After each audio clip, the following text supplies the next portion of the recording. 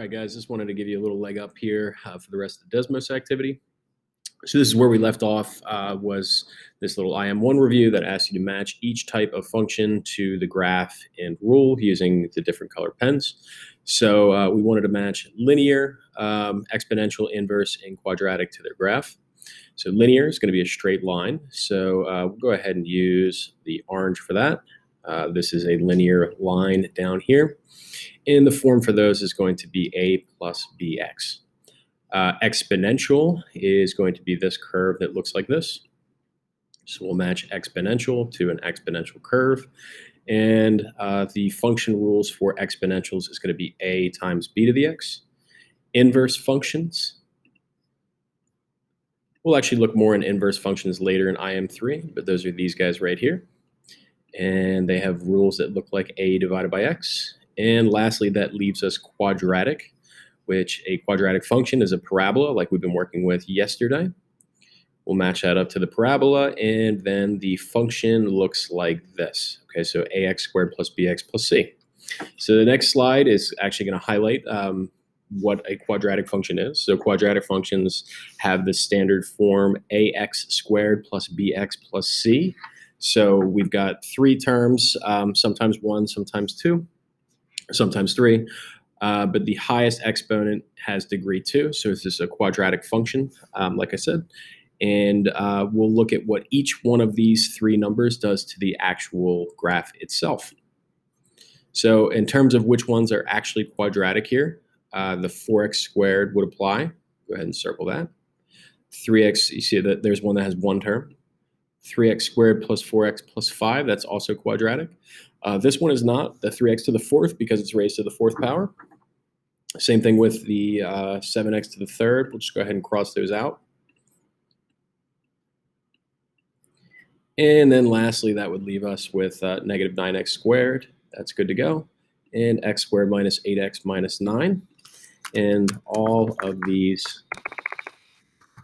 have the biggest exponent of 2. Okay. It's really important that when we do this, that we're able to identify the a, b, and c values. Okay, so we should remember that a is the coefficient of the x squared term, so it's the number in front of the x squared. B is the coefficient or the number in front of the x term, and c is the constant or just the number. So you're supposed to look at these functions and identify what those are. And for time's sake, I'm not going to go through all of these, but if we look at the first one, we can see that we've got a coefficient of x squared, which is 4, but we notice that there's no term, no x term, and no constant term, so that would make the b and the c term equal to 0. So we can just go ahead and put those there. The other one, let's see, I'll go ahead and do this one down here. I like this guy. We can see there, because there's a couple conditions that you might make some mistakes on.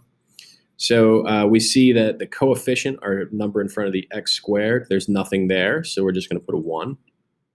Okay, so for the coefficient of x, or the b term, we've got negative 8.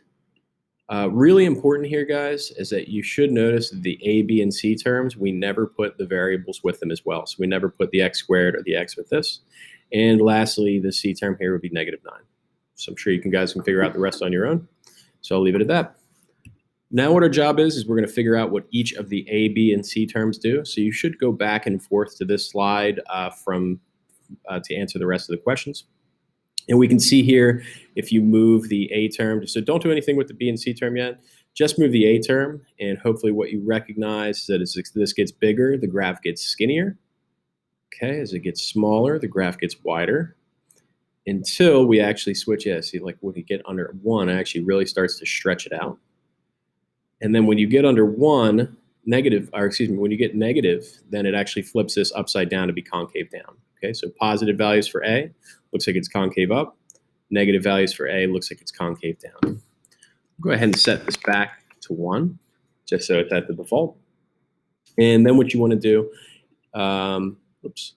And if you get all jammed up here, guys, if you hit the little gear up here and then hit reset, it'll set it back to the default. So let's see what the b value does. So the b value kind of shifts this thing a little bit down and over to the left if you make it bigger. And it shifts it over to the right if you make it smaller or negative. Okay, so you can see what the B value is going to do is shift this thing left and right and a little bit up and down just in the same time as that too. Okay, so that does horizontal shifts. And then lastly, the C value, all that's going to do is make you go up and down. And one really important takeaway with this, we can see here I now have my C value to be 4. You should recognize that the y-intercept is 4. Just to test that theory, I'll move this down to negative 1.2. And you can see that this has a y-intercept of negative 1.2 as well. So you can put this into your own words. Watch this video again if you want to, kind of get some inspiration for that. But we can see that A definitely had some effect on the stretch, and if it was concave up or down. B had some sort of effect with left and right, and C shifted the entire graph up or down. Okay, so on this slide, you're going to go ahead and match these up. I'll go ahead and go over this tomorrow just to make sure that you guys are on the same page. And you can use that graph. You can actually go back and make this graph on slide 14. So you can see here the A value is 3, the B value is 4, and the C value is negative 5. So if I set this to be 3, I can just type it in, 4, and negative 5, I can go ahead and answer your questions right there.